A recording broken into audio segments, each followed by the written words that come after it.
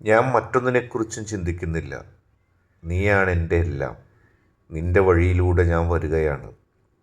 നീ നയിക്കുന്ന വഴിയിലൂടെ അല്പം പോലും സംശയമില്ലാതെ ഹൃദയത്തിൽ മുഴുവൻ താല്പര്യത്തോടെ, ഇഷ്ടത്തോടെ, സ്നേഹത്തോടെ, ആത്മാർത്ഥതയോടെ ഞാൻ നിൻ്റെ വഴിയിലൂടെ വരികയാണ്.